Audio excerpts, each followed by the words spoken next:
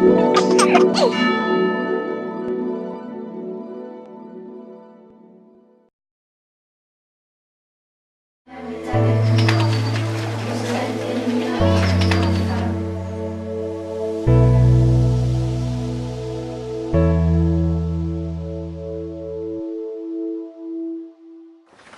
à tous, je suis contente d'être à Clermont pour faire cette conférence. J'essaierai d'être assez courte, donc à peu près 3/4 d'heure, de manière à ce qu'on ait le temps de parler et d'échanger à partir de vos questions. Donc n'hésitez pas au cours de la conférence à noter les choses que vous aimeriez approfondir ou des points que vous n'aurez pas abordés, de manière à ce qu'on puisse avoir un temps de questions le plus efficace possible. Alors, me présenter, à la française, il faut dire les diplômes. En Grande-Bretagne, on dit ce qu'on a fait d'héroïque. Alors, les choses héroïques, on n'est pas faites, donc ça ira vite. Pour les diplômes, donc, je suis une ancienne élève de l'École normale supérieure de la rue d'Ulm et de l'ENA. Pourquoi? Parce que lorsque j'étais à l'ENS, je me suis dit qu'il y avait un vrai problème dans l'enseignement et que j'avais envie de changer les choses. Et c'est comme ça que j'ai fait l'ENA, dans l'espoir de pouvoir changer la politique éducative de la France. Et en faisant l'ENA, je me suis rendu compte que ce n'est pas dans l'État qu'on arriverait à changer quelque chose, mais c'était plutôt par la société civile, en aidant les créateurs d'écoles, en essayant de créer des conditions plus favorables aux libertés en France. Et c'est comme ça que de fil en aiguille, j'en suis arrivée jusqu'à cette idée d'école indépendante, d'autant plus que j'étais diplomate, je suis d'ailleurs toujours diplomate de carrière, et que lorsqu'on a la chance d'aller à l'étranger, on se rend compte que les écoles indépendantes, la création d'écoles est une chose tout à fait normale, banale, naturelle, qui correspond à une sorte de respiration de la vie même, et que toute personne qui a réussi quelque chose ou qui sent le devoir de transmettre quelque chose, eh bien, à un moment ou à un autre, va enseigner ou va fonder un établissement. Et ça, c'est une idée qui, en France, paraît beaucoup plus exotique. Donc, à force de vivre à l'étranger et de voir des écoles indépendantes partout, je me suis dit que ça manquait à la France et que c'était certainement un moyen de réveiller la belle endormie qu'elle est, puisque nous avons quand même la chance d'avoir un pays qui a une grande tradition éducative, et que ce pays, et il faut bien le reconnaître, aujourd'hui dans une situation particulièrement grave. On est pointé du doigt dans tous les classements internationaux, on est en dessous de la moyenne et on est même souvent vers la fin dans les classements PISA par exemple, dans beaucoup de classements même internationaux où on ne s'en sort pas très bien. Et puis on a le système le plus inégalitaire en plus de ça, alors qu'on a sans cesse le mot d'égalité des chances à la bouche. Et en réalité, le système en France est extrêmement inégalitaire et les enfants les moins forts sont ceux qui ont le plus d'écart par rapport aux têtes de classe dans tout l'OCDE. C'est-à-dire qu'en fait, les décrocheurs décrochent complètement et ne suivent pas du tout, en réalité, le mouvement. Donc, cette situation n'est pas acceptable et c'est vraiment important d'agir en tant que citoyen, en tant que chrétien, si on est chrétien. C'est vraiment important d'agir, je crois, pour donner à notre pays une éducation digne de son passé, puis digne des enfants et de leur vocation, en laquelle on doit croire, et il n'y a aucune raison de ne pas y croire hier comme aujourd'hui. Et donc je crois que c'est vraiment important, ces écoles indépendantes, et donc j'ai choisi d'y dédier ma vie, si on peut dire ça comme ça.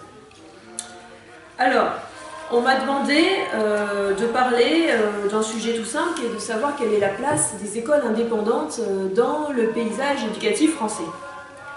Est-ce que vous m'entendez bien? Parce que là, il y a la concurrence à côté. Oui, ça va? Vous m'entendez bien?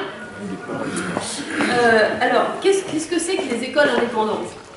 Les écoles indépendantes, c'est ce qu'on appelle aussi des écoles sans contrat ou hors contrat, c'est-à-dire des écoles qui sont libres de leur programme, qui sont libres aussi de leur recrutement et qui sont libres de s'organiser par rapport à leur propre projet pédagogique et non pas absolument pour faire ce que l'éducation nationale dit. Alors ça ne veut pas dire que ces écoles ne sont pas inspectées, qu'elles n'ont pas de règles à respecter. Elles doivent respecter le fameux socle commun de compétences, de connaissances et de culture fixé par le législateur, et elles sont inspectées par les inspecteurs. Donc ce ne sont pas des ovnis, ce ne sont pas des zones de non-droit, hors de tout contrôle, loin de là, mais elles ont une liberté qui les constitue, qui en fait tout le charme, tout le prix et toute la valeur. Elles ont les libertés constitutives d'être autres, de proposer autre chose que l'école publique. Alors ce sont ça, les écoles indépendantes. Alors elles sont statistiquement très minoritaires, Évidemment, en France, est-ce que vous avez une idée de ce que ça représente en pourcentage? C'est ça, 1%. Encore, c'est gentil, c'est pas tellement plus. Mais elles sont en très forte croissance, on peut même qualifier ça, pour ceux qui ont l'esprit scientifique, de croissance exponentielle. Et ce, depuis une petite dizaine d'années. Lorsque j'ai commencé à travailler sur les écoles, c'était en 2004, et il y en avait à peu près 180, et maintenant il y en a 1300. Et si vous prenez juste cette année, vous avez eu 122 établissements ouverts juste en septembre, donc c'est une croissance de 12% annuelle. Et c'est important parce qu'on est dans un contexte de décroissance démographique, en tout cas pour les effectifs qui arrivent à l'école primaire, et on est dans un contexte où globalement les classes ferment. Elles ferment dans la ruralité, elles ferment dans plein d'endroits, et l'État ferme des classes. Et l'enseignement sous contrat ferme des classes. Et la tendance, c'est qu'on ouvre des classes hors contrat. Alors, petite précision aussi sémantique qui est vraiment importante, c'est que le hors contrat, d'une part, c'est une réalité qui est au niveau de la classe, et pas au niveau de l'établissement. Ce n'est simplement par facilité de langage qu'on dit qu'une école est sous contrat ou hors contrat. Mais en fait, c'est par classe. Donc, vous avez beaucoup d'établissements qui sont panachés de classes sous contrat et hors contrat. Mais si on dit que cet établissement est sous contrat, c'est par facilité.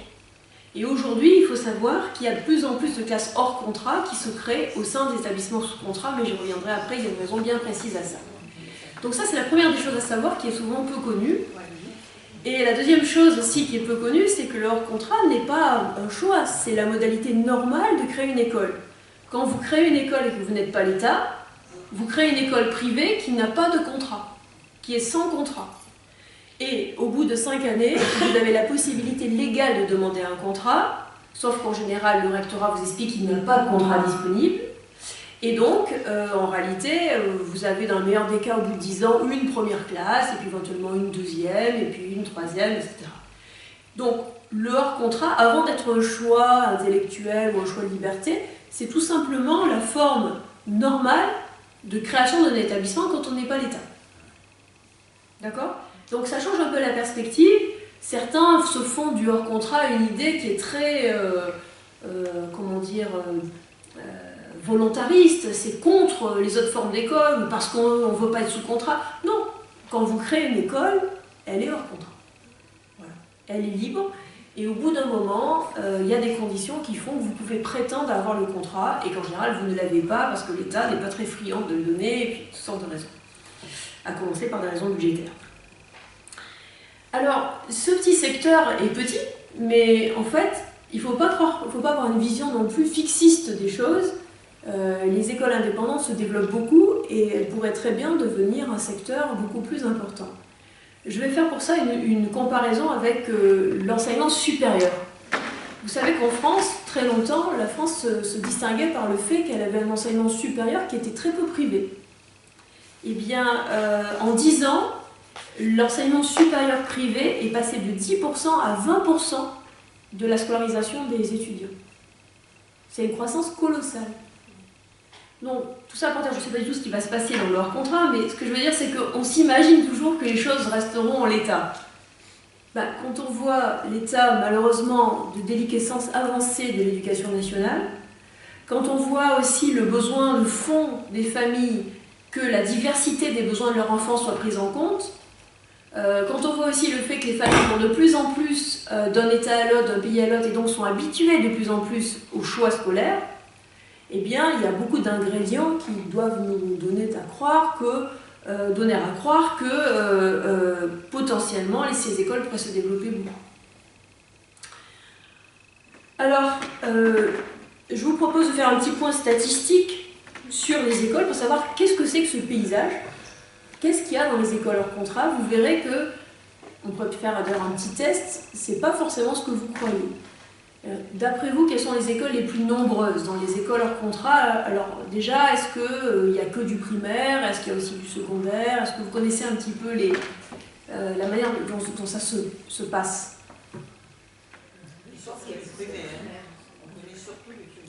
Il y a plus de primaire, c'est vrai, il y a quasiment 2/3 de primaire.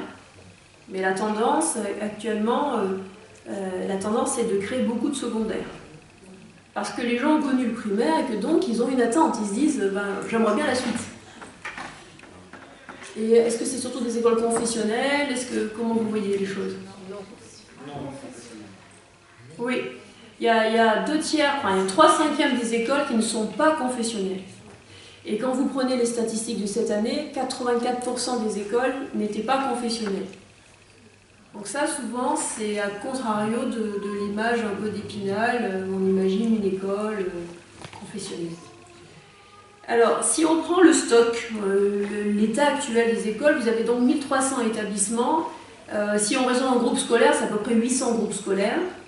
1300 établissements, c'est la manière de compter de l'éducation nationale. Nous avons changé nos modalités de décompte pour compter selon les mêmes techniques que l'éducation nationale pour pouvoir se parler plus facilement. Vous avez la totalité des écoles qui sont actualisées sur notre site qui s'appelle école au pluriel-libre au pluriel.fr. Donc si vous allez sur ce site, vous avez l'annuaire de toutes les écoles. Vous pouvez faire vos requêtes, vous pouvez chercher par département, par pédagogie, vous pouvez avoir un petit tour. Et c'est important, c'est la base la mieux renseignée et à jour en permanence.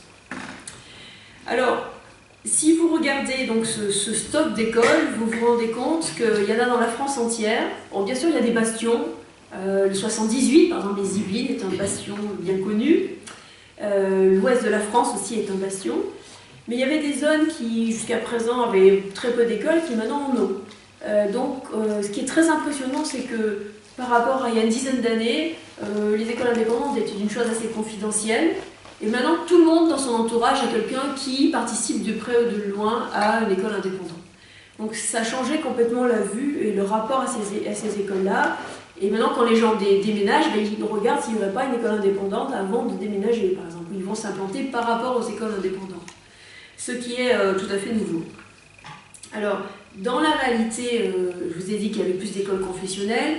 Les écoles qui sont très présentes dans les créations actuellement, ce sont les écoles. Est-ce que vous avez une idée? Alors, j'en parlerai après. Montessori. Les écoles Montessori, ce sont les premières qui se créent. C'est les plus importantes, 28%. Il y a aussi beaucoup d'écoles bilingues qui se créent, souvent sur un modèle lucratif, plutôt dans les grandes villes. Il y a beaucoup d'écoles qui baptisent éco-citoyennes, qui sont des écoles qui ont une préoccupation de développement durable assez poussée et qui peuvent être en même temps autre chose, c'est-à-dire à pédagogie Montessori si on veut, mais il y a cette catégorie d'écoles éco-citoyennes qui prend beaucoup. Puis il y a une nouvelle catégorie d'écoles, je ne sais pas si on peut encore les appeler écoles parce que tout ce que vous connaissez d'une école n'existe pas dans ces écoles-là, qui s'appellent les écoles démocratiques. Ce sont des écoles qui se sont créées sur le principe vous savez, les fameux livres enfants de Summerhill. Et donc, il y a aussi un équivalent aux États-Unis actuellement qui s'appelle Sudbury Valley School. Et donc, ces modèles-là d'écoles qui sont... Il n'y a pas de classe, il n'y a pas de programme, il n'y a pas d'horaire de cours, il n'y a pas d'évaluation, il n'y a pas de notes. L'école est gérée par les enfants dans le cadre d'un conseil d'école avec les adultes. C'est vraiment quelque chose de très différent de ce qu'on connaît par le terme d'école. Mais ce qui est intéressant quand même, c'est qu'il y a une vraie croissance de ces écoles-là. Et il faut le noter, je ne sais pas si ça durera longtemps, mais c'est quand même une forme étonnante parce que d'un côté, on ressent une pression assez forte de parents qui sont assez stressés, qui veulent que leur enfant soit très performant, certains se comportent parfois comme s'ils devaient être en prépa dès la maternelle. Et puis de l'autre côté, on a des parents qui au contraire font confiance aux potentialités de l'enfant, qui pensent qu'ils peuvent tout à fait finalement trouver en lui-même une motivation pour agir et qu'il n'est pas bon que de l'extérieur on le pousse, on le contraigne parce que ça ne sera pas un moteur interne, etc. Donc tout ça pour dire que les écoles indépendantes offrent une diversité extrême et cette diversité peut parfois faire peur ou laisser perplexe, mais elle est quand même un vrai atout à une époque où on n'a pas besoin de clones, on n'a plus besoin de clones, on a vraiment besoin de gens qui sont capables d'être créatifs et de trouver des modalités d'apprentissage qui vont être efficaces pour eux tout au long de la vie et qui vont pouvoir s'emparer, dont ils vont pouvoir s'emparer pour les faire leurs et pouvoir y recourir tout au long de la vie. il y a quand même des choses qui ont vraiment changé.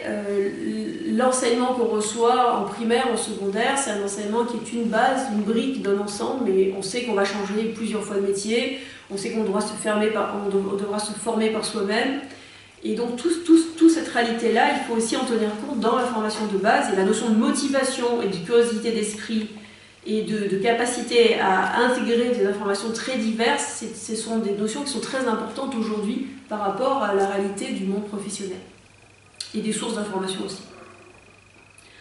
Alors, quelqu'un disait les écoles coraniques. Alors, c'est intéressant. Alors, le terme de coranique, normalement, je ne sais pas qui a dit ça, le terme de coranique, normalement, c'est un terme qui se réserve plutôt aux écoles vraiment de religion. Donc, celles où on apprend le Coran par cœur, à le psalmodier, etc. Et il y a effectivement des écoles musulmanes qui se créent, pas tant que ça. Il y a, je crois que sur la totalité des écoles, je crois qu'il y a eu 2% cette année des écoles qui étaient musulmanes. Je parle des écoles déclarées dans le cadre légal. Après, il y a des réalités qui ne sont pas déclarées.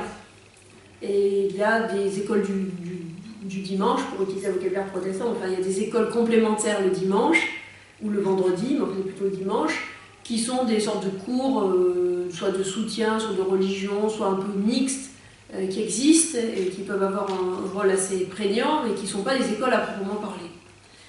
Donc, ces écoles musulmanes, elles font couler beaucoup d'encre, elles suscitent beaucoup d'appréhension, et elles ont suscité récemment une proposition de loi dont on avait peut-être entendu parler, qui cherche à rendre plus difficile les créations d'écoles et qui cherche à restreindre et à rendre plus difficile et plus exigeant les contrôles sur les écoles. Alors le prétexte qu'on disait à mi-mot, c'était qu'il s'agissait d'éviter que des écoles indépendantes soient des repères islamistes ou de radicalisation des enfants. Mais force est de constater que les dispositions de cette proposition de loi concernent fort peu ce type de réalité et qu'il s'agit plutôt de rationaliser, ça c'est pour la version sympathique, mais surtout de rendre plus difficile le fait de créer des écoles et de rendre beaucoup plus lourdes les sanctions qui pèsent si vous ne respectez pas les exigences de l'éducation nationale.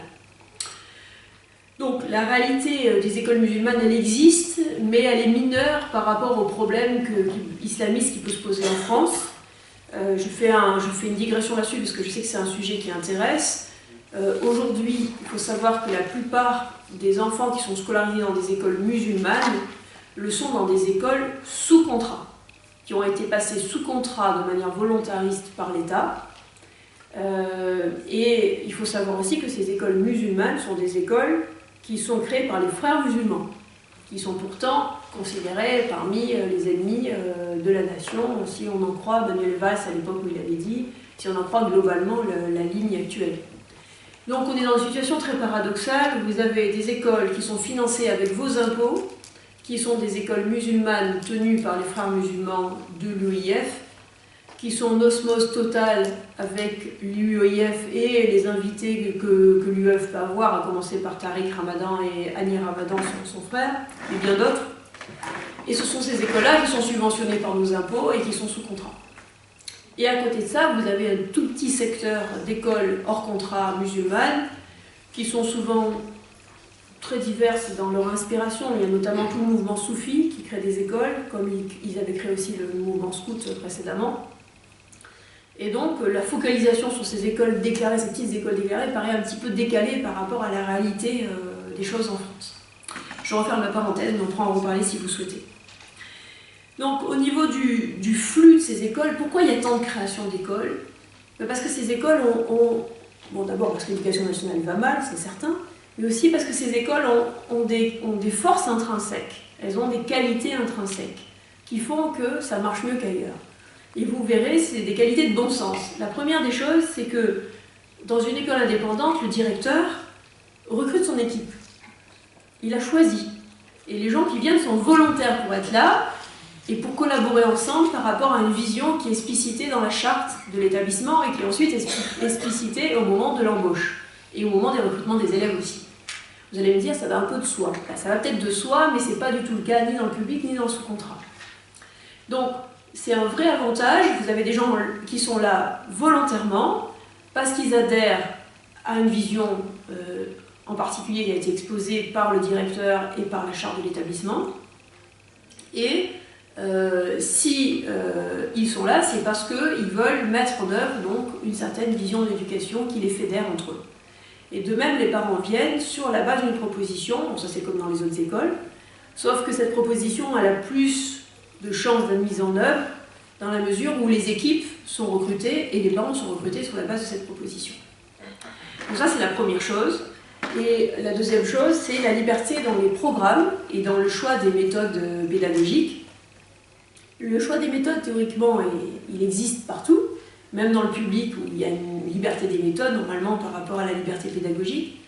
Mais force est de constater que cette liberté des méthodes n'est pas toujours une réalité, parce que les inspecteurs ont une certaine ligne, parce que les manuels imposent une certaine ligne, parce que les professeurs sont formés dans des instituts de formation qui ont une certaine doctrine, les IUFM, les ISFEC aujourd'hui pour le privé. Donc les IUFM ont donné lieu aux SP pour le public, et puis les UFM et les CFP ont donné lieu aux ISFEC pour le privé sous contrat. Et ces organismes, en fait, sont fidèles à une vision très pédagogiste des choses et très suiviste par rapport à la pensée développée, la pensée pédagogique développée et cautionnée par la rue de Grenelle, donc par l'Éducation nationale. Et donc, si vous voulez utiliser des méthodes différentes, eh bien, c'est difficile à mettre en œuvre et ça vous est reproché, c'est pas valorisé lors des inspections, vous ne faites pas forcément très bien voir, enfin, ça crée toutes sortes de tensions dans l'établissement dans lequel vous êtes. Dans les écoles indépendantes, c'est un peu différent parce que d'abord on attend qu'il y ait une originalité pédagogique et éducative, donc c'est demandé par les familles, on n'attend pas d'avoir la même chose que l'école publique. Et puis dans les inspections doivent respecter la liberté pédagogique de l'école qui est reconnue dans le Code de l'éducation. Et les inspections portent non pas sur les professeurs pour vérifier s'ils sont bien fidèles à la doctrine, si vous voulez, diffusée par la rue de Grenelle, mais les inspections portent sur la totalité d'établissement pour savoir si il a un bon niveau, s'il assure une bonne progression des élèves, si les élèves vont avoir une chance de maîtriser à 16 ans le socle commun de connaissances, s'il y a un bon esprit, s'il n'y a pas d'endoctrinement, si les enfants ne sont pas maltraités, s'il y a une atmosphère qui valorise le fait de s'intégrer à la vie de la cité correctement, etc. Donc en fait, les modalités d'inspection du hors-contrat, même si elles peuvent déployer de manière agressive, ce qui arrive parfois, mais les modalités d'inspection du hors-contrat sont beaucoup plus intéressantes que les modalités d'inspection des autres écoles. Et surtout, elles sont beaucoup plus fréquentes. Un professeur dans le public ou dans le privé est inspecté en moyenne une fois tous les... Est-ce que vous avez une idée? De 5 à 7 ans, oui. Plutôt 5 dans le public et 7 dans le privé. Autrement dit, c'est quand même pas fréquent. Et c'est un professeur. Alors éventuellement, ils peuvent essayer de grouper 2-3 professeurs en même temps, mais ça ne donne pas la vision d'établissement. Donc ça, c'est important, ça crée une vraie différence. On doit rendre compte de la qualité de ce qu'on fait, et on est respecté dans sa liberté de méthode et de moyens. Et c'est donc une position qui est très responsabilisante pour les professeurs, puisque d'une certaine manière, ils sont libres de leurs moyens, mais responsables des résultats. Alors que d'une certaine manière, on peut considérer que dans les autres systèmes, on n'est plus tenu des moyens, puisqu'il y a des choses à respecter, mais on ne connaît jamais, il n'y a jamais d'évaluation publiée. Ça, c'est le système français qui est très particulier, c'est qu'il n'y a pas de standards nationaux publiés.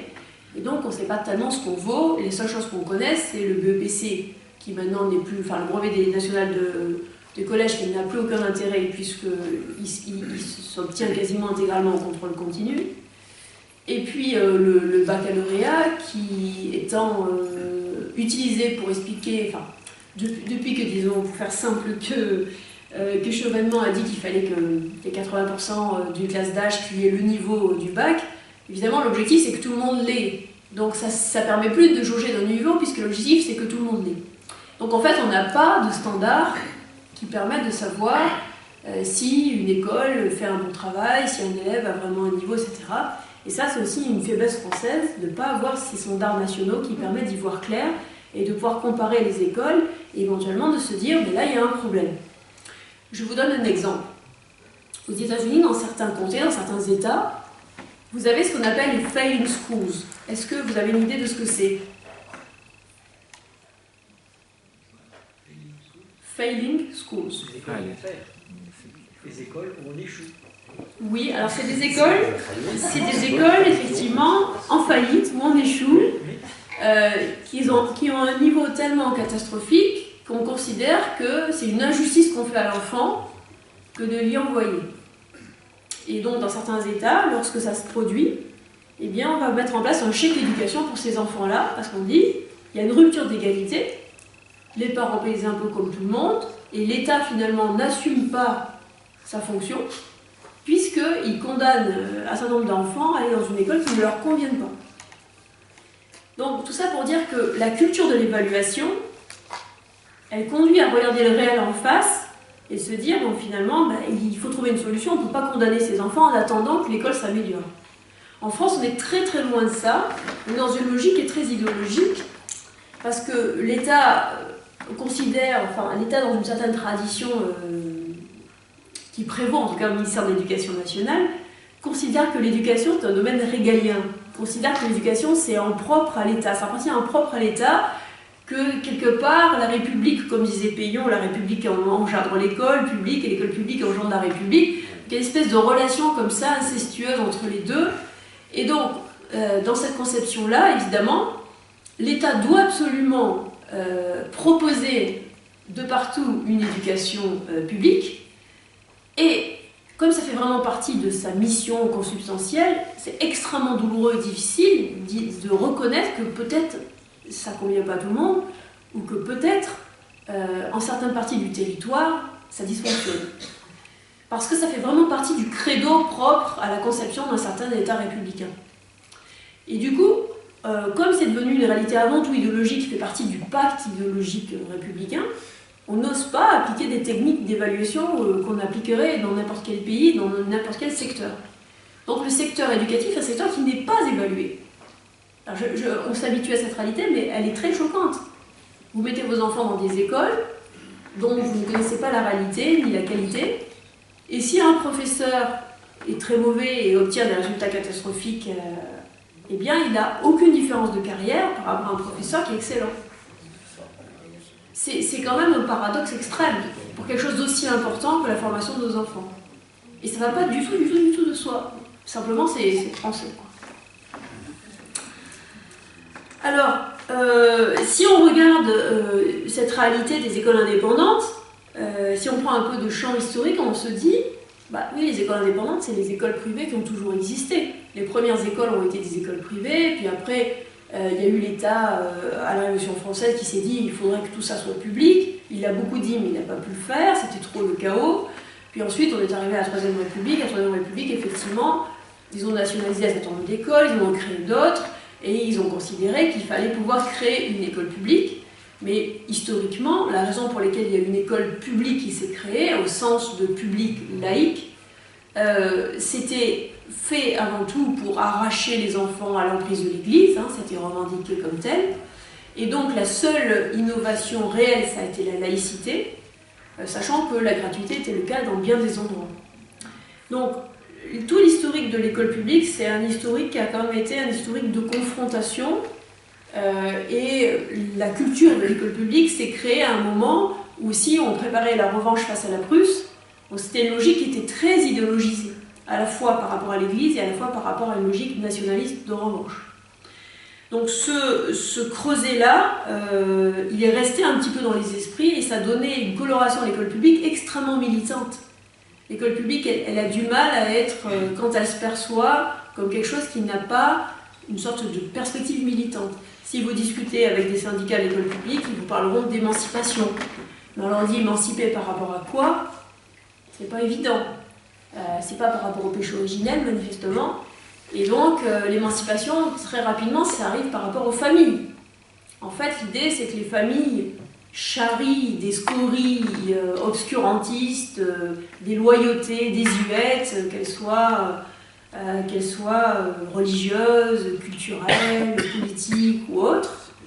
Et l'idée, c'est que, comme l'expliquait bien Vincent Payon, il fallait arracher aux déterminismes familiaux, sociaux et autres les enfants pour les faire advenir à une espèce de citoyenneté sans racines et sans loyauté de terrain, qui serait une sorte de citoyenneté supérieure de l'être tout seul face à l'État. Bon, ça, c'est quand même globalement une vision totalitaire, hein, mais toujours est-il que c'est la vision qui sous-tendait la politique de Vincent Payon, puis de Najat Vallaud-Belkacem, et qui globalement est à l'œuvre dans l'école publique. C'est quand même cette idée-là. Alors, chaque professeur dans son école ne vit pas forcément cette mission de cette matière-là, loin de là. Mais quand on revient à des grands discours, eh bien, on trouve qu'il y a une certaine continuité là-dedans. Et donc, face à cette école publique qui a cette charge idéologique très forte, il y a toujours eu des écoles privées, soit catholiques, soit juives, soit protestantes, soit autre chose, soit tout simplement des écoles privées créées par une bonne institutrice dans un coin qui considère qu'elle n'a pas besoin d'autre chose pour faire cours et donc elle va faire cours comme ça. Et donc, je pense que c'est important de ne pas oublier que ces écoles libres, elles sont naturelles, c'est une réalité naturelle. En France, et c'est une réalité hyper banale à l'étranger. Donc le fait qu'on ait 80% d'enfants dans le public en France ne doit pas nous aveugler sur la réalité extraordinairement naturelle, cette respiration dont je vous parlais tout à l'heure, qu'est le fait de créer une école. En Grande-Bretagne, par exemple, j'ai eu la chance de vivre 5 ans récemment, l'État s'est dit notre système public ne fonctionne pas. C'est marrant parce qu'ils avaient à peu près le même niveau d'échec que notre propre système public. Et ils se sont dit, on ne va pas rester les bras croisés, on va trouver une solution. Et donc, on va, d'une certaine manière, garder un système public gratuit, mais on va le donner, on va le confier à des associations, on va le confier à des acteurs privés. Ça peut être des groupes de professeurs, ça peut être une université, ça peut être une communauté qui se prend en main. Et c'est ce qu'ils appellent les free schools. Et pour lui donner une inspiration, on va proposer un système de sponsors. Donc, les sponsors, ce n'est pas des gens qui donnent de l'argent, c'est des gens qui vont donner du temps, une inspiration. Ça peut être des génies de l'informatique, ça peut être, je ne sais pas moi, quelqu'un qui a réalisé quelque chose, qui a créé de grandes entreprises, ça peut être un artiste, ça peut être... C'est des gens en fait qui ont dans leur vie une sorte de rayonnement particulier et qui veulent rendre à la société en fait ce qu'ils ont pu avoir, ce qu'ils ont pu développer et puis donner une sorte d'énergie, de vision et d'audace. Donc c'est un système qui est assez intéressant où l'État reconnaît qu'il ne sait pas faire tout seul, que c'est intéressant de s'appuyer sur l'énergie de la société civile et puis qu'on a besoin d'avoir des inspirations de gens qui donnent une audace et qui donnent une vision. Vous voyez là aussi qu'on est très loin en France de cette idée-là, où tout de suite on a une sorte d'inquiétude par rapport à ce qui ne serait pas fonctionnaire, ou est-ce qu'il ne va pas avoir derrière des logiques d'argent, est-ce qu'il ne va pas avoir une logique de gourou, qu'est-ce que c'est cette inspiration, qu'est-ce qu'on pourrait en faire. Alors, il y a quelques temps, ça devait être 2 ans ou 3 ans, j'étais dans un déjeuner à l'ambassade britannique avec Lord Nash à l'époque, qui était le ministre des écoles. Et puis, il y avait le recteur de Paris, puis le cabinet Najat Vallaud-Belkacem, enfin, un certain nombre de personnes. Et donc, le ministre britannique commence son discours en disant « Écoutez, on a plein de choses à s'apprendre les uns les autres, et puis notre expérience de Free Schools va vous intéresser beaucoup, parce que nous avions exactement le même problème, et le même problème de qualité en Grande-Bretagne et en France. C'était vraiment le même niveau, les mêmes statistiques, etc. Et puis, nous avons trouvé quelque chose qui marche. Alors vous, on a vu que c'est pas encore tout à fait ça, donc ça devrait vous intéresser. » Et là, le recteur l'arrête et lui dit « Je vous arrête tout de suite. C'est sûrement très bien ce que vous avez fait, mais ça ne nous intéresse pas du tout en tant que modèle qu'on pourrait importer. Parce qu'en France, l'école est structurée avant tout sur une réalité, sur des considérations, c'était le terme, sur des considérations idéologiques. » Alors, je ne sais pas si vous voyez la tête du Britannique, je ne sais pas si vous fréquentez les Britanniques, mais alors là, il y a eu l'impression qu'il y avait un morceau du lustre qui était tombé sur la tête, il est resté prostré tout le reste du déjeuner, et à la fin on a eu un aparté, et d'ailleurs ça fait mon affaire, parce que du coup il voulait absolument collaborer avec nous, il nous a invités au ministère, etc. Il était catastrophé par l'état de la France, Il a dit, mais c'est incroyable, on dirait un morceau d'Union soviétique. Voilà. Et donc tout ça pour vous dire que c'est la réalité d'un discours cash. Il faut oser dire à quelqu'un, voilà, on a des choses à s'apprendre, et il vous dit non, non, non, pas du tout, parce que nous c'est idéologique. Donc j'étais là, j'ai beaucoup regretté de ne pas avoir enregistré la conversation, un reste de bonne éducation sans doute, mais j'ai trouvé ça quand même assez extraordinaire. Donc, la dernière chose que je voudrais dire sur cet aspect statistique, c'est que on a une réalité en France qui est très verrouillée par l'État. Cette réalité, c'est que vous avez un système public qui scolarise 80% des enfants. Pourquoi? Parce que c'est gratuit. C'est gratuit, et puis il y a les bourses, et puis tout va bien, tout roule tout seul quand vous êtes dans le public, par rapport aux droits associés à ce statut-là. Vous avez 18% des enfants dans le privé, actuellement. Et vous savez certainement qu'après les grandes manifestations de 1984, il y a eu un accord qui a été passé, enfin, il y a eu une loi de finances rectificative précisément, et ensuite c'est devenu une habitude politique, qu'on appelle l'accord du 80-20. Est-ce que ça vous dit quelque chose? Certains. Donc l'idée c'était que pour acheter la paix civile et sortir de cette grande crise de 84, on allait geler la situation.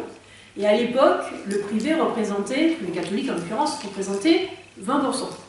Donc on s'est dit, à chaque fois qu'on créera 100 postes, on en réservera 20 au privé. Et comme ça, on maintiendra toujours le même paysage éducatif. Donc cette idée, c'était une idée qu'on avait trouvée pour sortir de la crise et puis éviter des crispations, puisque l'État disait, idéologiquement parlant, je ne peux pas supporter que le privé grignote le public. C'était ça, la réalité. Donc cet équilibre s'est plus ou moins maintenu jusqu'à maintenant. Aujourd'hui, il est déjà dégradé puisqu'il s'agit de 18% au niveau national. Alors ces pourcentages changent énormément de rectorat à l'autre. Vous savez qu'en Bretagne, par exemple, ils sont quasiment au-dessus de 50%. Donc, pareil pour les prix. Le coût d'une école sous contrat varie extraordinairement. En Bretagne, toujours, vous avez des écoles à 8 € par mois. À Paris, vous montez sans difficulté jusqu'à 250 € par mois dans le 6e arrondissement, dans les bons établissements. Donc vous voyez que la diversité est extrême de situations. Mais ce que je voulais dire, c'est qu'aujourd'hui, je voulais vous alerter sur un point qui est grave, c'est que pour la première fois depuis 1985, le gouvernement a décidé de créer 0 poste budgétaire pour le privé sous contrat. Et il a dit que dans les années prochaines, ça serait pareil, et peut-être même qu'il récupérait des postes budgétaires, donc ça serait une évolution négative. Et alors il y a tout un enrobage technique, mais la réalité elle est là, c'est que l'État se trouve suffisamment en position de force pour imposer à l'enseignement catholique, pour parler que de lui, parce que les autres s'en sortent un peu différemment, le fait qu'il n'y ait aucune création de poste. Alors que la liste d'attente est forte.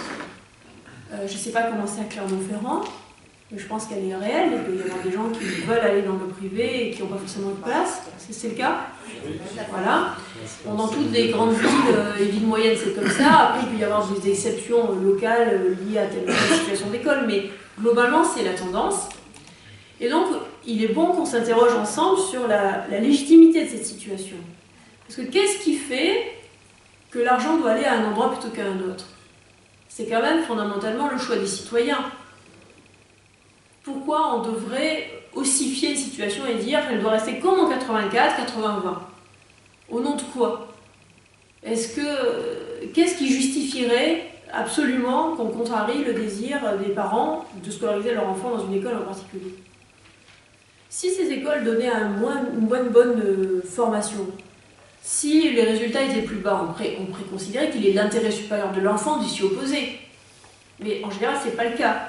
Depuis une petite dizaine d'années, les écoles privées sont devant les écoles publiques dans les résultats. Donc, la seule raison qu'on puisse voir, c'est la peur de la dimension spirituelle de l'enseignement privé sous contrat. Bon, chez les juifs, elle est très réelle. Dans l'enseignement catholique diocésain, elle est très inégale, parfois très discrète, très souvent très discrète, même s'il y a un certain regain du caractère propre. Donc, c'est difficile de justifier cette réticence de principe et le fait qu'il faille, dans la perspective de l'éducation nationale et puis de tout l'appareil d'État, absolument que les enfants aillent dans l'école publique. Donc le discours, c'est qu'il y a un creuset national, un creuset qui fait advenir la nation, et que plus il y a de gens dans ce creuset national, mieux on se porte, et plus la nation est constituée en une nation. Bon, avec les attentats terroristes qu'on a connus, avec le recul de l'amour de la France qu'on peut constater absolument partout, je pense que ce discours ne tient pas. S'il suffisait de mettre les enfants dans l'école publique pour qu'ils y contractent un amour passionné de la France, je pense qu'on s'en serait rendu compte. Aujourd'hui, la totalité des auteurs d'attentats terroristes sont passés par les écoles publiques. Donc, comment on peut faire pour restaurer un véritable amour de la France? Il y a beaucoup de discours intéressants, il y a beaucoup d'articles intéressants, ça passe notamment par le fait de transmettre l'histoire, ça passe aussi par le fait d'avoir des cours qui ne soient pas en permanence des cours qui donnent la vision critique de l'histoire de France sans expliquer en quoi on peut s'enorgueillir d'être français et pourquoi ça nous oblige et ça nous honore. Tout ça pour dire qu'on est dans une situation où il y a qu'on pourrait appeler une rente de situation du public par la gratuité, mais aussi il y a une rente de situation du privé sous contrat à cause de cette logique de pénurie. Alors je m'explique pour que ce soit bien clair. Le privé sous contrat subit la pénurie des 20%. Mais d'une certaine manière, ça fait son affaire aussi, puisque ça lui permet de trier à l'entrée et en cours d'année les élèves.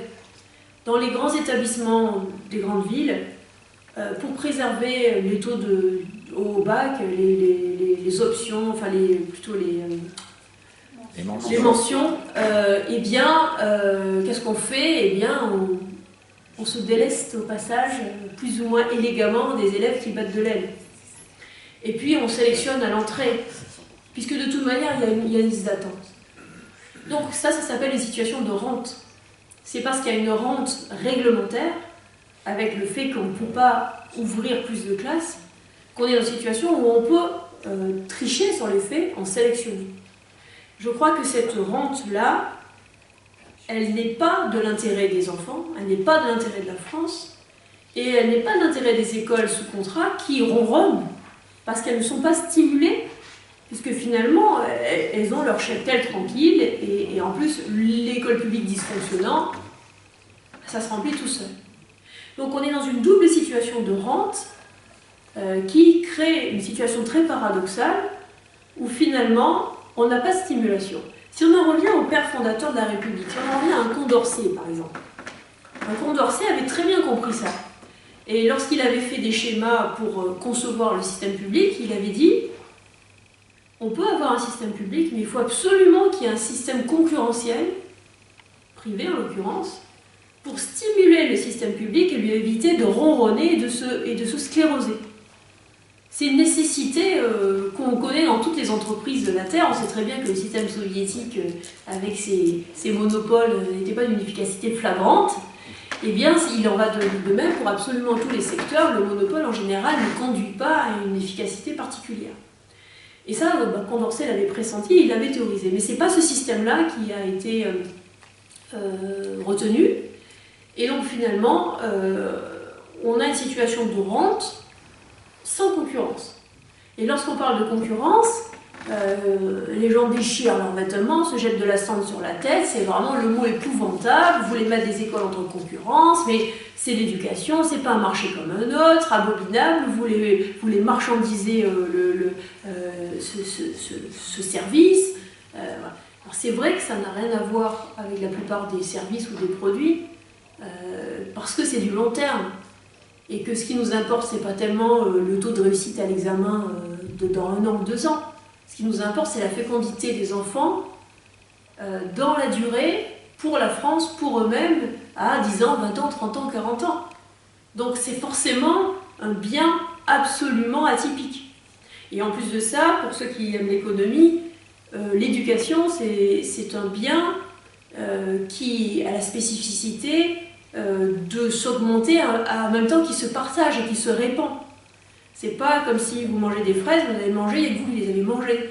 Quand c'est l'éducation, bien plus vous mettez des gens éduqués en France, et plus ça éduque les autres, et plus ça élève le niveau général, et plus ça nous permet d'entrer dans l'économie de la connaissance dont on a vraiment besoin. Donc c'est un bien très particulier, c'est vrai. Mais pour autant, la concurrence a un intérêt réel. Ça pousse les gens à donner le meilleur d'eux-mêmes. Ça doit se réguler, mais ça a un intérêt, ça a une vertu. Donc là, on voit bien qu'on a une situation qui est marquée par cette espèce de rente qui pourrit tout. Et non seulement il y a cette rente, mais en plus, quand on regarde le hors-contrat, on se rend compte qu'il y a des sortes d'injustices cumulées. D'abord, si vous êtes parent dans le hors-contrat, vous payez les impôts pour financer l'école publique. Vous savez que depuis 2015, c'est le premier poste de dépense de l'État. Avant c'était la dette, maintenant c'est l'éducation. Vous savez que plus de la totalité de l'impôt sur le revenu ne suffit pas à financer le budget d'éducation de l'État. Je ne sais pas si vous prenez la mesure. La totalité de l'impôt sur le revenu est au-delà. Donc, c'est une situation quand même très particulière. Et donc, vous payez des impôts, et si vous mettez votre enfant dans leur contrat, vous n'en bénéficiez pas. Si vous payez des impôts, vous allez financer aussi le sous-contrat. Même s'il n'est pas financé totalement, il est quand même financé largement par les impôts. Et puis, depuis une vingtaine d'années, presque maintenant, vous financez aussi tout le système de crédit d'impôt et de réduction d'impôt pour les cours de soutien. Vous savez que c'est quelque chose d'assez curieux. Si vous avez votre enfant à l'école publique, donc déjà financé par les impôts, mais que finalement votre enfant ne marche pas si bien, vous allez avoir un cours de soutien. Vous savez que les Français consomment massivement des cours de soutien, ça leur donne bonne conscience, et comme ça leurs enfants se couchent à 22h, épuisés, et c'est comme ça que la paix s'instaure dans les familles. Et donc, dans les cours de soutien, vous bénéficiez soit d'un crédit d'impôt à 50%, soit d'une réduction d'impôt. Évidemment, c'est financé aussi par le contribuable. Donc, le malheureux parent d'école hors contrat, il paie tout ça par ses impôts, et quand vient son tour, on lui dit qu'il ne peut absolument pas déduire de ses impôts, réduire de ses impôts les frais de scolarité. Or, pourtant, en investissant dans une éducation de qualité, eh bien, il investit non pas de manière narcissique et égoïste, mais il investit vraiment pour la cité, c'est vraiment un bien commun, parce que l'éducation, c'est un bien commun qui rayonne. Plus vous avez des enfants bien éduqués et bien formés, et plus c'est une chance pour la France. Vous ne retirez rien en formant correctement un enfant, loin de là. Donc tout ça pour vous dire que rien que d'un point de vue structurel, d'un point de vue de situation de rente, on est dans une situation très bizarre en France, qui pourrait très bien être conçue très différemment. Mais tout cela évolue et ça range plutôt. Alors, je voudrais aborder un deuxième point, et puis ça sera le dernier point avant les questions. Le deuxième point, c'est montrer l'utilité de ce secteur indépendant. Alors, la première des utilités, je l'ai dite et je l'ai expliqué, c'est celui de stimuler le reste du système. C'est un petit aiguillon. Il faut savoir que notre surnom, enfin mon surnom pour être exact, c'est poil à gratter du public et du sous-contrat. Donc, ça veut dire que même si nous sommes tout petits, nous faisons des choses qui stimulent, qui montrent qu'on peut faire autrement, et même avec très peu d'argent, puisque c'est notre cas, et qui donnent un peu des audaces et décoincent un certain nombre de choses. Vous prenez par exemple la méthode Singapour dont on parle beaucoup. La méthode Singapour, elle a été pensée par des gens elle a été importée en France par des gens qui avaient leur enfant dans leur contrat, et ensuite elle s'est répandue grâce au hors-contrat. Et elle a fait ses preuves dans le hors-contrat, et ensuite elle a commencé à diffuser un petit peu dans le sous-contrat, et maintenant c'est devenu des préconisations. C'est une méthode de mathématiques qui vient de l'État de Singapour, qui est assez efficace. C'est une méthode assez classique, mais très imagée, très systématique, déployée de la maternelle à la fin du CM2. Et comme l'État de Singapour est un des meilleurs États au niveau scolaire, et notamment en mathématiques, eh bien c'est une méthode qui s'est répandue, qui a été utilisée dans plein d'États, et notamment des États qui font de la comparaison systématique de performance, comme l'État d'Israël par exemple, qui est allé étudier tous les systèmes de mathématiques du monde entier et a repéré que les meilleurs c'était ceux de Singapour et les a importés chez eux, par exemple. Donc les écoles hors contrat ont fait ça, en pionnier. Puis après un petit peu les sous-contrats, et là maintenant c'est Jean-Michel Blanquer qui dit il faut former à la méthode de Singapour, c'est une méthode intéressante pour le système. Je donne cet exemple, mais il y en a bien d'autres dans le même topo. Si vous prenez toutes les écoles bilingues, elles sont quasiment intégralement hors contrat. Et ces méthodes, et donc il y a un véritable savoir-faire du bilinguisme qui s'est développé en France et qui maintenant peut être dupliqué dans des écoles internationales ou des écoles bilingues publiques. Donc il y a vraiment un rôle de laboratoire, d'expérimentation à petite échelle et d'innovation qui est tout à fait réel et qui permet de stimuler, de renouveler le paysage éducatif français. Et ce rôle est reconnu, d'ailleurs reconnu publiquement par Jean-Michel Blanquer, par exemple, aujourd'hui. Ça, c'était le rôle de stimulation et d'innovation. Il y a un autre rôle qui est très classique et qui est important, c'est le rôle, tout simplement, de la transmission. Alors on va me dire, bah oui, quand même, c'est un peu la base d'une école. C'est vrai que c'est la base d'une école. Et Hannah Arendt, qui est un penseur que j'aime beaucoup, disait qu'une école était structurellement conservatrice, sinon c'était pas une école. Une école, elle est là pour transmettre ce qu'il y a de mieux dans les siècles passés, ce qu'il y a de mieux au niveau de la connaissance scientifique et académique. Elle n'est pas là pour innover, elle n'est pas là pour créer. Elle est là pour donner ce patrimoine, le faire couler dans les veines des enfants pour qu'à leur tour, ils deviennent créatifs. Mais ils sont là vraiment pour transmettre. Et suite à la crise pédagogiste des années 80, 90 et 2000, cette notion aussi évidente que l'école est là avant tout pour transmettre, eh bien, c'est perdu en grande partie dans l'école publique et une bonne partie aussi dans l'école privée. Et elle s'est maintenue dans un nombre significatif d'écoles hors contrat qui assument vraiment ce rôle de transmission de manière décomplexée, avec l'idée qu'il faut que les choses soient structurées, soient construites de manière progressive, soient systématiques, qu'on n'ait pas peur du par cœur. Le par cœur tout seul ne résout rien, mais le par cœur est une nécessité, parce que sans un fond de connaissances bien assimilé, on ne peut pas assimiler de nouvelles choses, on ne peut pas se repérer dans l'étendue des connaissances. Et donc, les écoles indépendantes assument ce rôle de transmission culturelle, politique, spirituelle, politique au sens noble du terme, c'est-à-dire transmettre tout un patrimoine historique, une histoire, une conscience aussi nationale de ce qui nous a constitués, de ce qui fait qu'on est un peuple et qui mérite d'être libre, de se défendre, etc. Tout ça, ça passe par l'école. Et ce sont des réalités qui étaient extrêmement évidentes dans l'école de la Troisième République. Je pense par exemple, l'école de la Troisième République avait des héros nationaux, des sortes de patrons laïques. Vous savez que Jeanne d'Arc, par exemple, était reconnue comme un patron laïque de la France. Et elle était honorée en tant que telle dans l'école publique. C'est pour vous donner une petite idée de la manière dont les choses ont évolué. On en est extrêmement loin aujourd'hui. Tout ça pour dire que l'école publique assumait ce rôle de transmission et de long terme. Et qu'aujourd'hui, elle n'est pas du tout dans cette logique-là, elle est vraiment dans une logique de fascination pour le présent. Les programmes vont toujours plus dans la période contemporaine et toujours moins dans le passé ancien.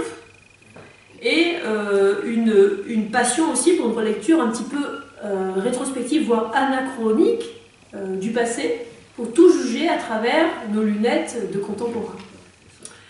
Donc cette notion de transmission, c'est vraiment la mission majeure, et notre conviction, en tout cas dans les écoles indépendantes, c'est qu'en assumant cette mission de transmission, on crée vraiment ce creuset national dont on nous parle.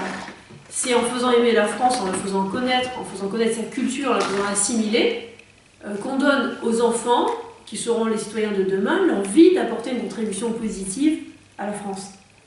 Quelle que soit leur origine ethnique, culturelle, religieuse ou autre, il naît en eux le besoin, le désir d'apporter une contribution positive.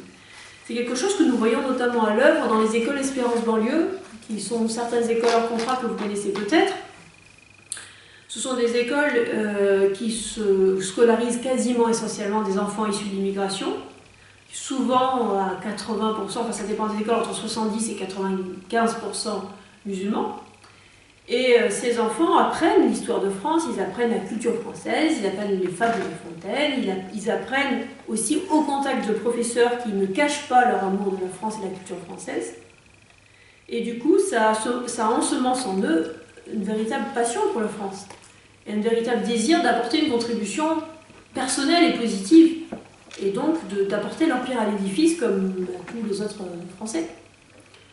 Donc, ce que je veux dire, c'est que cette mission de la transmission, elle crée la réalité du creuset. Et ce n'est pas le fait d'être public qui serait la réalité du Creuset, surtout si c'est pour dispenser une culture qui est une culture d'autocritique prononcée. L'autocritique, la déconstruction, ce sont des réalités qui sont utiles dans une logique universitaire de prise de recul, de mise à distance, etc. Et sur la base d'une culture déjà très développée. Vous ne pouvez pas commencer par une logique de déconstruction et de critique systématique pour un enfant qui n'a pas reçu. C'est pas possible, c'est absolument déstructurant. Autre réalité importante de service public, en quelque sorte rendu au pays par les écoles indépendantes, c'est tout simplement le fait de prendre les enfants comme ils sont et de ne pas se retrancher derrière une certaine utopie pédagogique pour se dire ben non, moi je m'adresse au groupe classe, ce qui compte c'est que le groupe classe avance à un niveau uniforme, ou bien ce qui compte c'est que tous les enfants aient le même niveau et c'est comme ça que se manifeste l'égalité des chances, etc. Dans les écoles indépendantes, on part des enfants et de leurs besoins tels qu'on les constate et on choisit des pédagogies par rapport à leurs besoins. Et on individualise et on n'hésite pas à isoler ou à traiter à part tel ou tel enfant parce qu'on constate dans les faits qu'il a besoin de telle chose. Donc je crois que ces écoles ont un service en ce sens que c'est un lieu tout simplement de réalisme où on ne se dit pas « Ouh là là, cet enfant n'a pas le même niveau que les autres, c'est vraiment un problème, donc on va supprimer les notes ou bien on va faire en sorte que ça ne se voit pas ». On va dire « Oui, les talents sont variés, pour ceux qui sont chrétiens ou qui sont religieux, le Seigneur a permis qu'il y ait cette variété-là de talents et d'esprit et de profil. C'est une chance, exactement comme on serait malheureux que toutes les fleurs soient des coquelicots, même si les coquelicots sont très jolis, il faut de tout. Il faut de tout pour une nation. Et donc tous ces enfants ont vraiment leur place, leur rôle. Simplement, c'est à nous de trouver la bonne manière de leur faire donner leur potentiel. Et ça, cette logique-là, cette logique d'attention au réel, c'est vraiment une logique qui fait la force des écoles indépendantes. Aussi parce qu'il y a des petits effectifs qui le permettent, mais aussi parce que c'est un état d'esprit où on se dit que non, il n'y a pas un standard, un modèle d'enfant à cracher à tout prix, il y a une réalité à respecter, à émonder, à élaguer, à accompagner, mais que cette réalité, c'est celle de l'enfant et qui nous est donnée comme un trésor qu'il faut essayer de faire briller. L'autre point qui est très important, après ce point sur la diversité, c'est l'innovation, j'en ai déjà un petit peu parlé. Les écoles indépendantes ont une capacité d'innovation qui est très forte. Et c'est pour ça que, par exemple, dans le cadre de la proposition de loi contre laquelle on s'est battu, on était très ennuyés, c'est un point qu'on n'est pas arrivé à faire sortir, on était très ennuyés du fait qu'ils exigent, le gouvernement et puis derrière les porteurs de loi, exigent que pour créer une école, on ait 5 ans d'expérience dans l'enseignement. Alors on se dit, oui quand même, c'est pas une exigence tout à fait folle.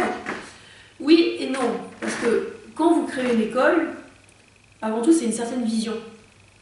Et comme ce que je vous disais tout à l'heure avec les Britanniques, les fameux sponsors, c'est une audace, c'est une vision, c'est quelque chose qui vous pousse à vous dire, on pourrait peut-être aborder les choses de cette manière-là. Et donc cette idée de vouloir absolument des gens qui ont passé 5 ans dans l'enseignement, surtout qu'ils peuvent être surveillants, ils ne sont pas obligés d'avoir été enseignants, ni avoir un niveau universitaire particulier, c'est vraiment l'idée d'avoir passé du temps, 5 ans dans l'enseignement. Et bien c'est cette idée finalement que les seuls qui peuvent vraiment faire bien, ce sont des professeurs. Et ça je ne crois pas, parce que quand on voit tous les grands créateurs d'ordre religieux enseignants, à l'origine ce n'étaient pas des professeurs. C'était des gens qui avaient le souci des humains, qui s'étaient penchés sur la réalité humaine, la psychologie humaine, les besoins sociaux, souvent les besoins des pauvres, je pense à un Don Bosco par exemple, ou les frères des écoles chrétiennes. C'était des gens qui se penchaient sur ces besoins-là et se disaient on va développer une solution pour y répondre. Ils n'étaient pas professeurs de toute éternité. Et ensuite, ils ont créé une école de formation, ils se sont formés, etc. Donc il y a une espèce d'endogamie très corporatiste dans le dispositif qui tue un peu l'innovation et qui, à mon avis, est un petit peu décalé, surtout dans le contexte actuel, qui nous demande beaucoup d'approches un peu disruptives des pratiques, notamment sur le numérique, sur plein de choses, où il faut non pas être baba face au numérique, comme si ça allait régler tout par magie, enfin en tout cas il faut en tenir compte. C'est une réalité, et donc il faut bien l'intégrer dans l'enseignement. Donc ces écoles peuvent vraiment être capables d'une innovation pédagogique, mais j'ai envie de dire aussi d'une certaine innovation sociale, parce qu'on voit que les écoles étant créées par des gens qui sont des chefs d'entreprise, qui prennent des risques, qui ne sont pas bordés, qui ne sont pas protégés par un statut, qui n'ont pas une fin de mois assurée, c'est difficile une école indépendante, il faut toujours trouver l'argent, etc. Eh bien, ils ont un certain esprit, ils ont un esprit d'entreprise. Et les enfants vont être éduqués au contact de gens qui ont eu cet engagement, qui s'engagent complètement dans l'acte d'éduquer et qui ont cet esprit d'entreprise. Qui ont cet esprit qui est, je prends mes responsabilités, je m'engage et je témoigne moi-même de ce que je crois et je le fais. Et ça a une certaine attitude, ça a un certain impact social sur les enfants qui ont une attitude différente.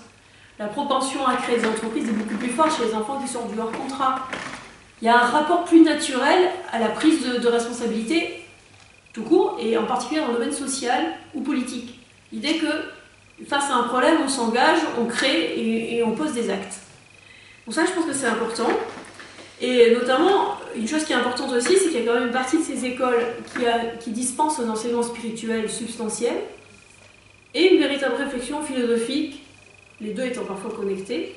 Et je crois que vu l'importance des défis que nous avons, et des défis notamment éthiques qui se posent à nous, je pense au transhumanisme, je pense aux défis vraiment liés à l'homme augmenté qui sont absolument colossaux, mais aussi à d'autres défis qui sont des défis liés à la vie, aux responsabilités éthiques qu'on aura à prendre. Ben, cet ancrage spirituel, cette capacité à penser sur ce qu'est l'humain, ce que sont les finalités d'un acte, etc., ben, ça a vraiment une importance. Au-delà de la foi précise qu'on peut avoir, le fait de penser sous cet angle-là, ça fait des êtres qui sont plus capables, je pense, d'aborder de manière responsable les problèmes éthiques qui sont propres à notre époque et qui sont colossaux. Et qui sont sans commune mesure à ce qu'on avait connu avant, à tout point de vue. Je pense à l'euthanasie, à la procréation médicalement assistée, à tous ces sujets-là qui demandent vraiment un discernement absolument fin et complexe. Les écoles indépendantes aussi, j'en ai parlé un petit peu, ont notre intérêt, je pense, c'est celui d'aller vers les périphéries, ce que le pape François appelle les périphéries, et d'aller vers des publics qui ont du mal à être pris en compte par le système. J'ai parlé des écoles Espérance banlieue, qui s'occupent d'enfants que le système a du mal à traiter, notamment qui sont très forts pour le fait d'être en déshérence, en déscolarisation, hein, le taux d'enfants déscolarisés en banlieue est extrêmement élevé, et puis qui souvent refusent l'institution scolaire en tant que telle. Donc il y a ce service qui est rendu. Il y a aussi les écoles Espérance Ruralité, qui est un nouveau type d'école qui vient de se lancer, qui servent à servir les territoires qu'on appelle les territoires, en fait, je ne sais pas si vous avez lu les ouvrages de Christophe Guilluy.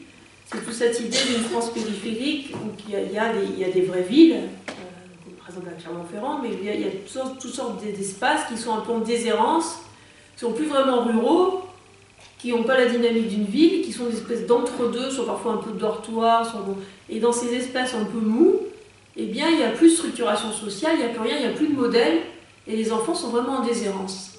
Et effectivement, on a pu le noter, et donc la première école pilote d'Espérance Ruralité est dans l'Aisne, et dans une école à La Fère qui s'est créée, où il y a vraiment énormément de souffrance sociale, des familles complètement explosées, des enfants qui n'ont plus aucun repère, et donc toute cette France-là, il faut la traiter, il faut s'en occuper, et il faut essayer de proposer quelque chose pour restructurer cette France profonde, mais qui est complètement travaillée par une espèce de haine d'elle-même, sans repère culturel, sans fierté. C'est très impressionnant de voir la souffrance extrême de ces territoires. Et puis il y a tous ces publics aussi que l'État a du mal à traiter, tous les enfants handicapés. Alors, il y a un principe qui est très beau, très généreux, qui est le principe de l'inclusion scolaire, mais combien d'enfants handicapés en réalité ne sont pas inclus dans les écoles, n'ont pas vraiment de formation, se retrouvent relégués dans des instituts qui les gardent mais qui ne cherchent pas forcément à développer leurs capacités scolaires, intellectuelles, alors qu'ils pourraient parfois s'intégrer, ils pourraient se développer, il pourrait progresser, et chaque être a droit à progresser. Je pense que c'est très important au niveau où il en est. Et là aussi, les écoles indépendantes apportent beaucoup. Il y a beaucoup de classes pour enfants handicapés qui sont organisées dans des établissements normaux. Et puis il y a aussi beaucoup d'enfants qui sont scolarisés dans des écoles hors contrat, alors même que les écoles hors contrat n'ont pas droit aux AVS payés par l'État. Donc ça, c'est un sujet de combat pour nous très important. Et là aussi, les écoles indépendantes font un travail qui est important et qui est pionnier, qui développe des nouvelles solutions de manière là aussi pas idéologique pour trouver des solutions. Voilà, une des dernières révolutions et services rendus par les écoles indépendantes, c'est aussi celle de la culture de l'évaluation. À la Fondation pour l'école, nous avons développé au bout de 8 ans de travail une certification qualité et ensuite un label de qualité, type ISO 9000 pour ceux qui connaissent l'industrie. Et je crois que c'était la meilleure solution pour introduire tous les moyens d'être extrêmement professionnel au niveau des écoles, sans pour autant avoir un biais liberticide en imposant un modèle précis. Parce que les écoles doivent garder leur responsabilité pédagogique et leur vision éducative. Si nous, Fondation pour l'école, à travers nos préconisations, nous conduisons à une sorte de standardisation des écoles, eh bien nous aurons tout perdu. Nous serons un petit mammouth ridicule. Alors que notre objectif, c'est de manière subsidiaire de se mettre au service des écoles et de leur donner les moyens d'être professionnels dans leur propre vision et d'en rendre compte aux parents. Donc nous travaillons beaucoup sur tout ce qui est qualité, mais aussi évaluation, parce que ça nous paraît vraiment le corollaire responsable de la liberté, et c'est comme ça, à mon avis, qu'on peut faire progresser le système éducatif dans son ensemble. Je vous remercie, puis surtout, je compte sur vos questions.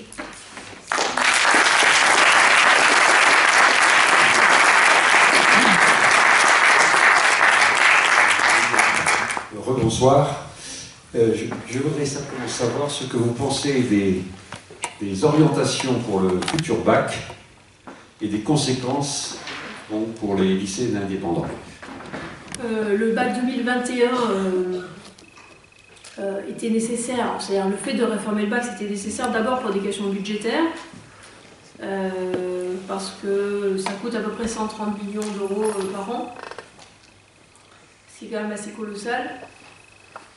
Et aussi parce qu'il y avait une hiérarchisation entre les filières qui était assez ridicule.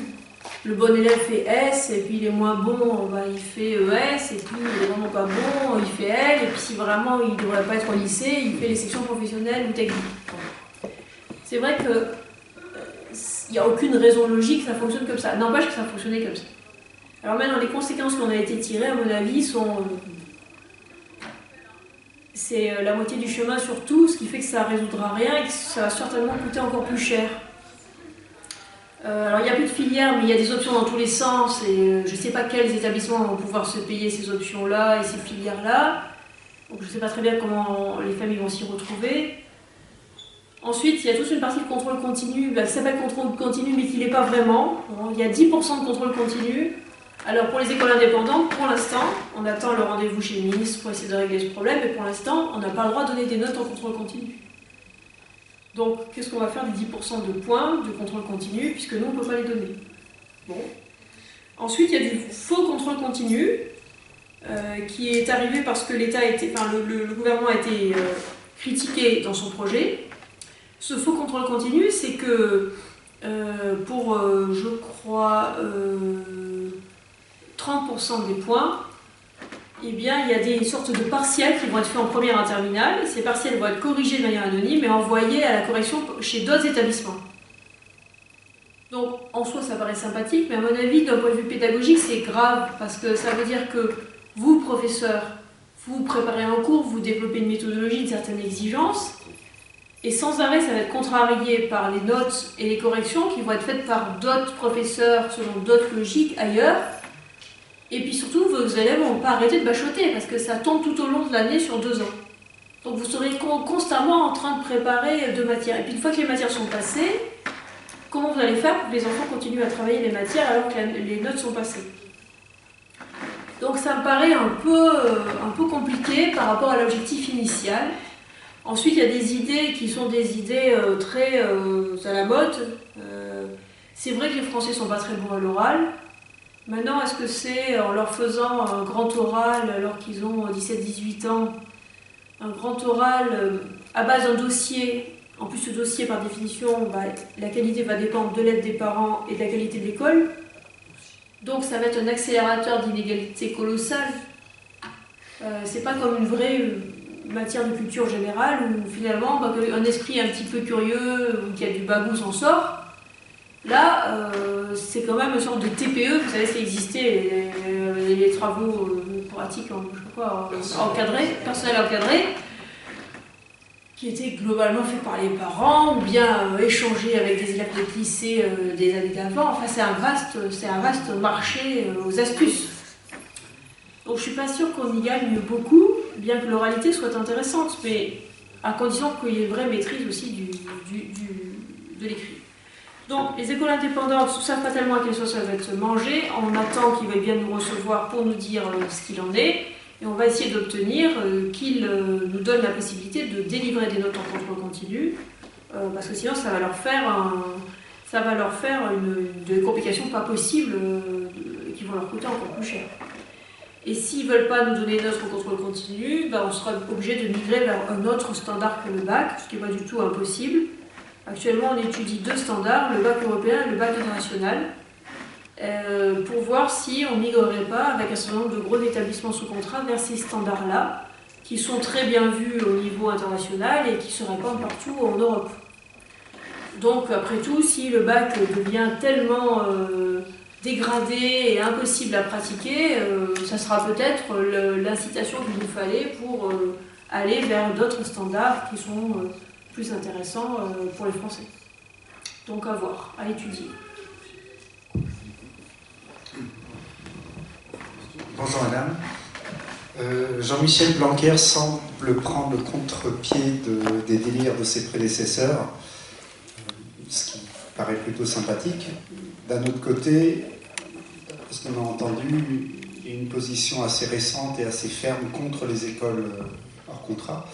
Donc comment vous décryptez l'action du ministre et qu'est-ce que vous en attendez? Je m'y attendais.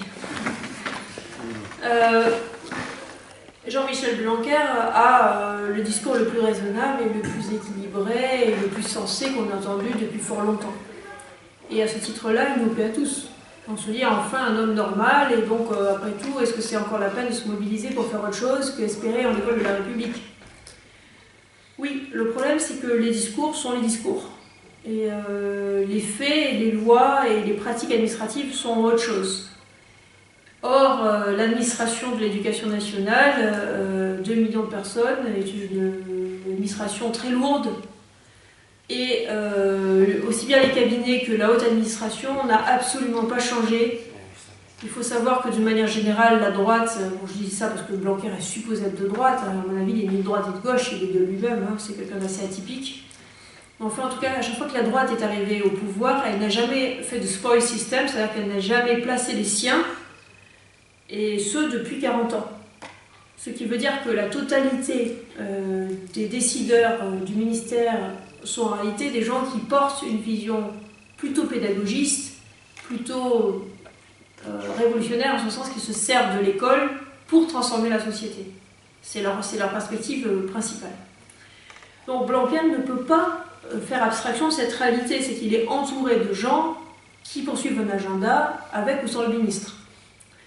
Ça, c'est la réalité générale des ministères en France, mais c'est en particulier celle de l'éducation nationale. Je me souviens d'avoir parlé avec Xavier Darcos, qui était pourtant comme Blanquer, quelqu'un qui connaissait très bien le ministère, qui était compétent, qui était reconnu, qui n'était pas un idéologue. Il est parti en état de quasi-déprime à la sortie du ministère. Moi, j'ai participé de près à une réforme, enfin de près, indirectement, mais de très près, pour la manière dont ça s'est passé. C'était la réforme à l'époque de Robien pour essayer de rétablir la méthode syllabique. Je ne sais pas si vous vous souvenez. Alors ça, c'était emblématique. On avait un ministre qui, sur ce point-là, était parfait. Il disait un propos tout à fait sensé, il disait qu'il faut rétablir la méthode syllabique. Les parents étaient d'accord, tout le monde était d'accord. Oui, mais le ministère n'était pas d'accord. À commencer par son propre cabinet. Et donc, qu'est-ce qu'ils ont fait? Au moment où ils ont négocié les décrets d'application avec les syndicats, ils ont fait des décrets d'application rédigés de telle manière que c'était un piège. Et les inspecteurs ont dit que de toute manière, ils n'appliqueraient pas les nouvelles directives, et que donc ils continueraient comme avant. N'importe quel gouvernement dit de son nom aurait dû mettre à pied les inspecteurs et s'en débarrasser. Mais ils ne l'ont pas fait. Donc ce qui s'est passé, c'est que les malheureux, les familles ont cru que le problème était réglé, que la méthode syllabique était restaurée. Les professeurs un peu naïfs et pas très politisés ont cru qu'ils pouvaient dire officiellement qu'ils faisaient la méthode syllabique. Ça leur a juste valu de se faire lyncher dans leurs inspections, mais ça n'a rien changé. Donc aujourd'hui, il y a toujours massivement des gens qui font des méthodes semi-syllabiques, en croyant d'ailleurs qu'ils font de la méthode syllabique, ce qui est quand même assez cocasse. Et donc, le système, je vous donne cette illustration pour vous expliquer qu'il ne suffit pas qu'il y ait un ministre qui dise des choses sensées pour que ça change. Si maintenant on en vient à la question du hors-contrat, le problème c'est qu'on est à une époque de politique spectacle. Ce qui compte, c'est de faire croire qu'on fait des choses et d'avoir un certain discours. Donc là, actuellement, on a un vrai problème avec les islamistes, et donc on veut faire semblant qu'on fait quelque chose et on veut montrer qu'on fait quelque chose sur cette question. Mais quoi? Qu'est-ce qu'on peut faire à l'école sur les islamistes? C'est une réforme profonde qu'il faut faire. Il faut faire aimer la France durablement. Il y a aussi peut-être une question aussi de la question du vide spirituel. Quand il y a un vide spirituel, les gens s'engouffrent dans autre chose. Donc c'est des problèmes extrêmement forts, extrêmement profonds, et l'éducation nationale est incapable de faire face à cette réalité. Alors qu'est-ce qu'elle fait? Elle se dit, il faut qu'on, dans le plan de lutte contre la radicalisation, il faut qu'on ait quelque chose à dire sur l'école. Avec quoi? Alors ils trouvent quelques petits machins qui servent à rien, et puis ils se sont dit, ah bah oui, leur contrat musulman, ça c'est vraiment dangereux. Oui, sauf qu'on ne peut pas les stigmatiser, on ne peut pas dire que c'est eux qu'on vise. Alors on va taper sur tout leur contrat, parce que leur contrat, voilà l'ennemi, c'est dangereux, ces gens seront libres, etc. Alors, vous dites, vous avez vu, monsieur le ministre, là, on ne comprend pas très bien, vous nous avez expliqué que c'était merveilleux, vous êtes même venu voir nos écoles, etc. Puis là maintenant, vous nous tapez dessus. Ah mais pas du tout, en fait, c'est pas vous qu'on vit, vous inquiétez pas, il n'y a pas de problème avec vos écoles. Et oui, vous avez bien conscience que c'est quand même les mêmes règles qui s'appliquent à nous. Et que la totalité des écoles catholiques et Montessori ont été inspectées, et de manière furieuse en ces 2 dernières années. C'est pas un rêve, c'est une réalité. Et que les écoles musulmanes qui posent des problèmes, comme l'école Al-Badr à Toulouse, n'ont même pas été fermées. Donc, qu'est-ce que vous visez vraiment? Donc, tout ça pour dire qu'il y a la politique spectacle, on veut montrer que, il y a la réalité des mécanismes d'administration qui fonctionnent, et qui fonctionnent comme ça, et qui ont leur propre force, et ces mécanismes d'administration-là ont le dessus. Donc si on veut vraiment changer de politique, il faut décapiter l'administration. Ben oui. C'est comme ça. Et sinon, on peut pas changer. Il faut débrancher l'inspection en une grande partie et puis changer toute une grosse partie de l'administration de l'éducation nationale. Il n'y a pas des milliards de gens à changer, mais il y a 40 personnes à changer. C'est pas colossal, hein. Mais tant qu'elles ne seront pas changées, on piétinera. Voilà, donc on a un ministre sympathique, intelligent, visionnaire. Je pense que c'est un homme seul. Je ne suis pas sûre qu'il arrivera à faire grand-chose. Là, pour l'instant, il a l'air de faire des choses parce que les syndicats ne sont pas du tout en ordre de bataille, mais c'est un concours de circonstances. Je ne vois pas tellement ce que ça réglera. Parce qu'il parle par exemple, de la bouse, de la Marseillaise, de rétablir, je ne sais pas moi, le téléphone, de laisser le téléphone hors de la classe, tout ça. Mais pour l'instant, ce n'est pas du tout traduit. Qu'il fallait mettre l'accent sur la transmission de la culture, les méthodes syllabiques, le français. Mais où est-ce qu'on voit une augmentation des horaires? Et que, vous voyez, tout ça, ce sont des discours, mais très bien. Mais alors, au niveau de la transmission, où est-ce que ça se traduit? La formation des professeurs, elle est toujours aussi catastrophique. Donc, qu'est-ce qu'ils vont faire? Qui va former les professeurs? Qui va les former à autre chose? Où ils vont trouver les formateurs alors qu'ils ont généré que des gens de cette espèce depuis 30 ans? Voilà, donc je ne suis pas confiante sur l'évolution de l'éducation nationale, et pourtant on a quelqu'un de qualité.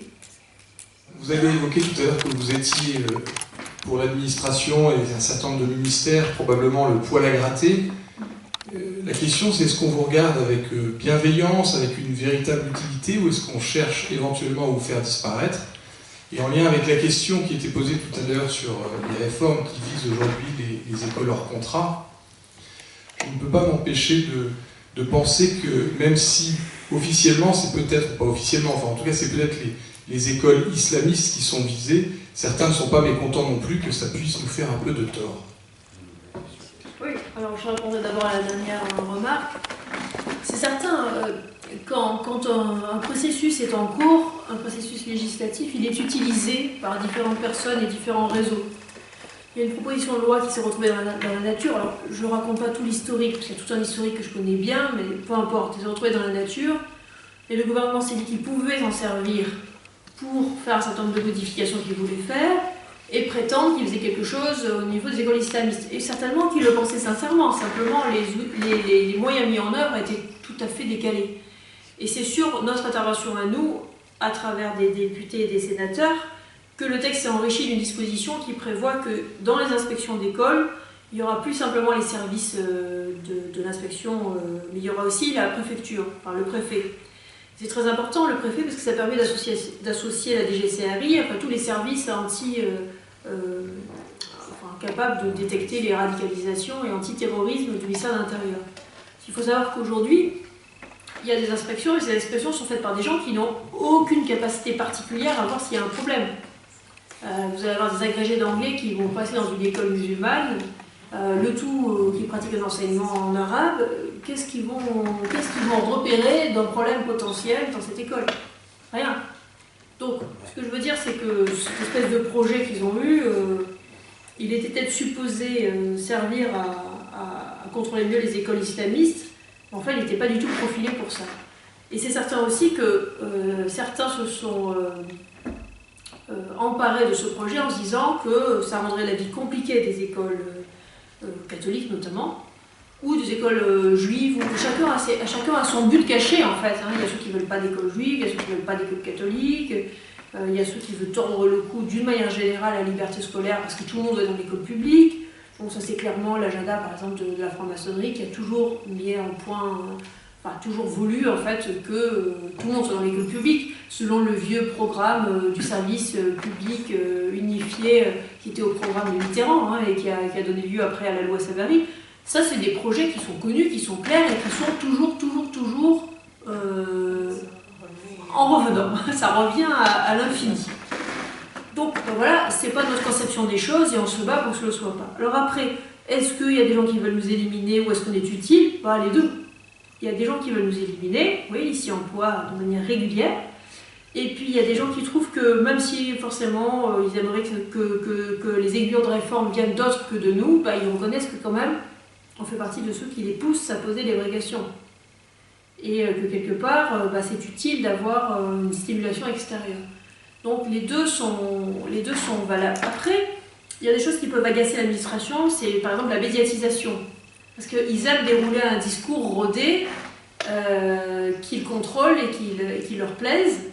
Et donc si vous arrivez et vous dénoncez, vous avez un discours percutant médiatiquement et puis ça fonctionne et puis que les gens commencent à voir les choses à travers votre prisme mais pas forcément uniquement à travers le prisme de l'administration, alors ça, ils ne supportent pas. Et pourtant, si on ne fait pas ça, on n'a aucun accès à eux. Et donc on ne peut pas traiter les sujets d'un point de vue technique. Donc c'est le paradoxe. On est obligé de médiatiser un problème et de l'expliquer avec nos mots, ce qui les rend hors d'eux. Et si on ne le fait pas, on n'accède pas à eux. Il faut savoir qu'ils passent leur temps à réglementer des domaines entiers qui nous concernent sans jamais nous consulter.